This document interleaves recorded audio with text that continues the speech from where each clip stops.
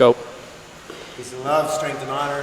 Ontario top team, this is Samir. We have Bronco. We're going to show you how to set up the Kimura. Okay, so I'm going to have him in a side control on the kilos position, pinching him in, and he's got a prayer position with his arms in blocking, and I don't think I'm going to get him. So I'm going to roll the dough, lock the hip, and I sprawl down, and rolling the dough makes a space in here. And I thread, capture the elbow, switch, tighten the side control, take from my right hand to my left hand, and then this is what's the little detail, is if his hand is up on the face or still up on the neck, how do I get the arm? Is I thread and switch. And now from here, most people will try to roll up on you, and that's, I'm gonna use that to make the connection as he rolls up, and then I'm gonna walk. Sprawl walk all the way around. So I'm rolling the dough. I have a little bit of a wrist lock here. Sometimes I catch him with the wrist lock. From here, I kick my knee over the head or the leg. I always rip. And then how do you get the lock? This is, you know, people are gonna show you a whole bunch of different ways. I'm gonna show you this way. If the arm was behind the back, you see how deep behind the back is? He doesn't care. If I push forward, he still doesn't care. It's only when I bring it in that I can get him to tap. That's how the shoulder and the arm break over here. So when you do the Kimura, when I come around and I have this, the most important thing, the key, is that I pull it tight. So whether it's on this side or the other side, it's the pressure that I can bear by pulling. Right, so I squeeze it in, not necessarily bring it 90 degrees and do the old style of turning it, okay? So I want you to like travel around with me as I do this.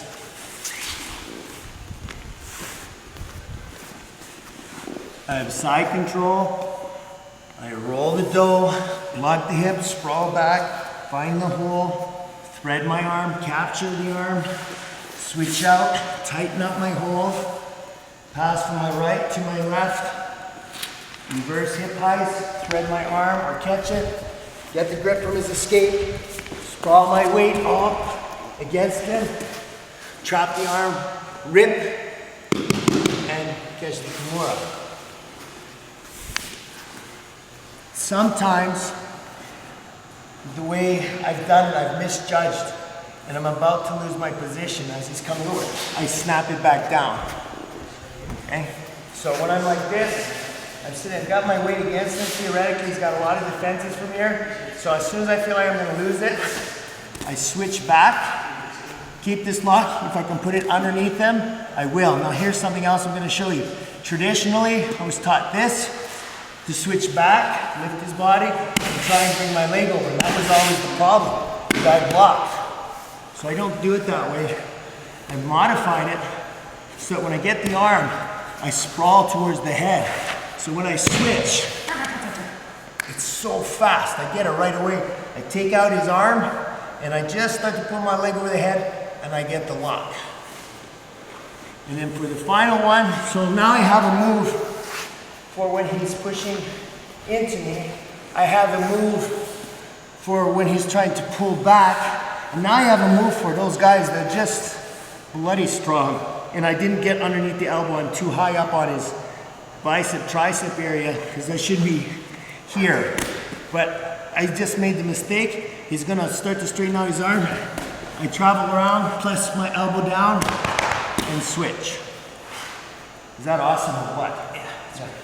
I always like doing it to them so they suffer. No, I'm just kidding. Okay, so those are the three Kimuras. Main things to remember is when you have the Kimura,